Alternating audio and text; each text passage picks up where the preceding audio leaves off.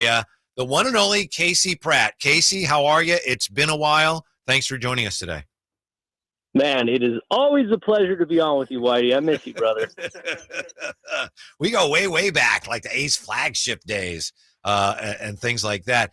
Casey, how much cooperation do you anticipate A's fans will get from Giants fans tonight? I have a feeling that Giants fans will be sympathetic towards the A's fan cause because, well, there's several reasons. One, Giants fans usually don't really care too much what A's fans are doing, Right. whereas A's fans usually feel like they're the younger brother. They feel like the younger sibling in the rivalry. Giants fans are usually above all that.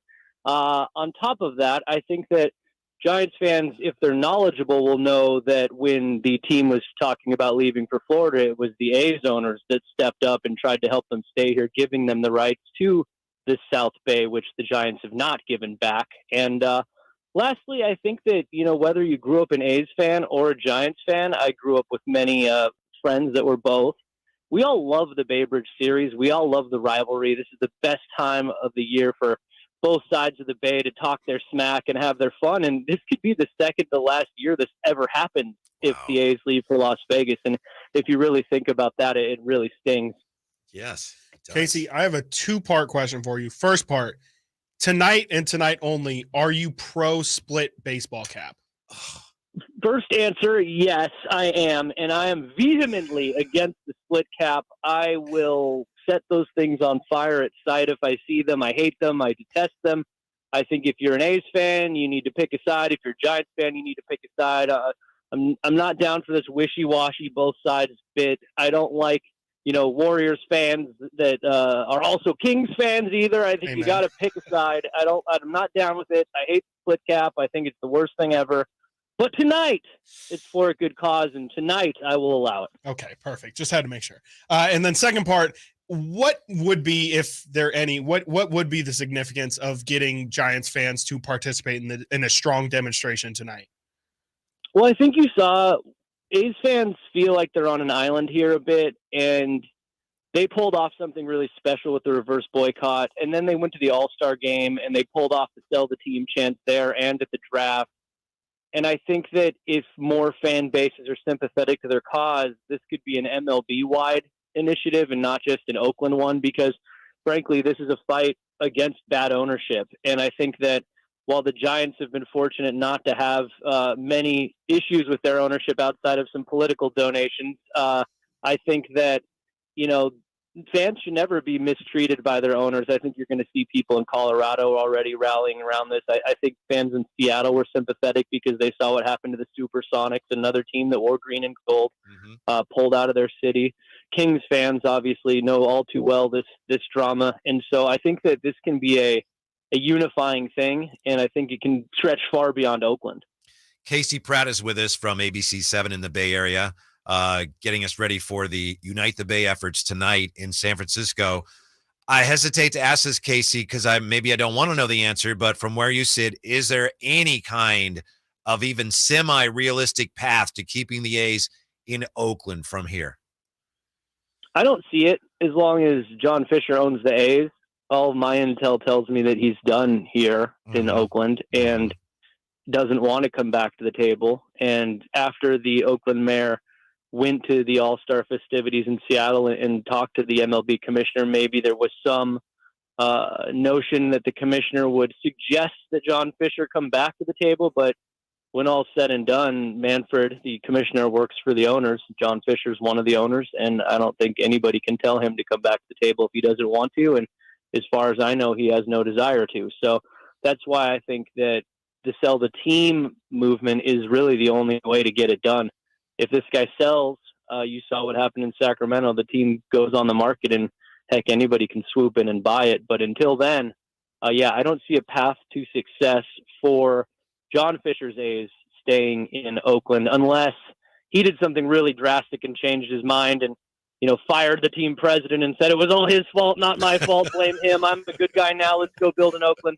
I don't see any of that happening, though. I think that's his one path to salvation, but I don't think he plans to take it. His one path to salvation, eh? Yeah. Nice pun. It was awesome. Sorry. He nailed it.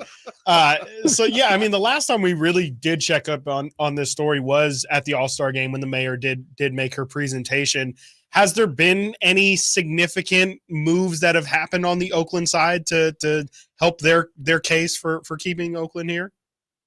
I mean, that was really it, and it was a big one. And I think the real issue there was just that Commissioner Manfred had demonstrated in his public comments he didn't fully understand the deal on the table here.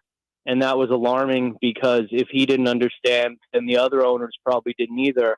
And there's going to be a relocation committee of other owners that are going to vote on an approval to relocate the A's. So it's important that even if they're going to do it anyways, they at least have the accurate information before they take any votes. And that was largely what the Oakland mayor did there. Get the real information out there, not the information coming from the A's side, the full story, and just let everybody know what is truly out there, what is truly on the table so they can make an informed decision. And I think that it's going to be really interesting to see how the relocation committee handles this. And I think it's a much clearer, obvious, easy path to keep the A's here and expand to Vegas when Vegas is ready. So you don't have a team playing all over the place, Lord knows where, for up to 3 years. It'd be easier just to keep them here and then go Vegas as soon as it's time. But we'll see what MLB decides.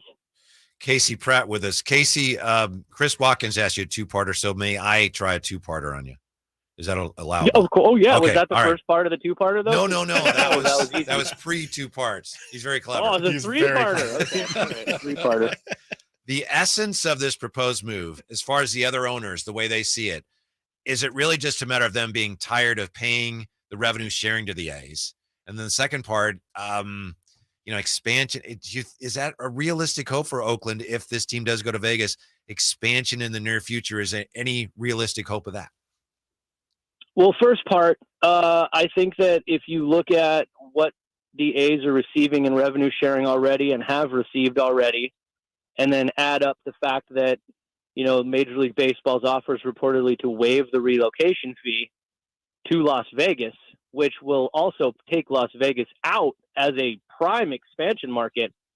You're talking concessions from other owners towards the A's upwards $3 billion at this point. It's insane. Yeah. It's just insane. Why would you give revenue sharing to a guy, then waive his relocation fee while also taking away the expansion fee you could have gotten from that market? I mean, you're just like, what does this guy have on the other owners? Why are they so sympathetic to him? And then the second part is, if you were to move them to Vegas, could you potentially expand back into Oakland? And I think yes. The answer is yes, but I see it as highly unlikely. Rob Manfred, the commissioner, said he would never shut the door on expansion back to Oakland. And there's enough rich people out here that I'm sure would be willing to pay an expansion fee. And there's a deal fairly close, but just the way things move out here, setting it back that many years, I don't see it ever happening. So, I'm baffled continuously by the charity these guys are giving A's ownership. Casey, is there any chance that the Giants actually help the A's in this situation? I mean, it feels like throughout this entire time that the Giants have actually been working against the A's and trying to make it easier for them to stay. Is there any chance that from the organization they try and help them out a little? I would say no. I think it's widely underreported that the Giants really are pretty responsible for the situation the A's are in, because the A's wanted to move to San Jose. Mm-hmm. They initially held those territorial rights. They gave them to the Giants because the Giants were planning to move there, and they never did.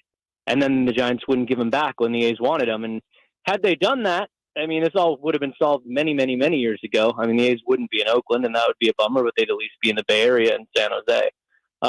So they're largely to blame for this situation. What they could do is vote no. Vote no on the relocation. That could be at least the very least they could do. Vote no, because I think there are several other teams that would have reasons to also vote no on relocation. Casey, great stuff. We really appreciate it. Good luck tonight. Looking forward to your coverage. I have to ask you before we let you go, if I may, Casey Pratt's all-time favorite Oakland Athletics player is whom? Oh man, that's easy answer. You can guess. When I was a kid, late 80s, early 90s, I was rocking a mullet. Why would I be rocking a mullet, Whitey? mullet in the late 80s, early 90s. Jose Canseco. Oh, there you go. There you go. Wow.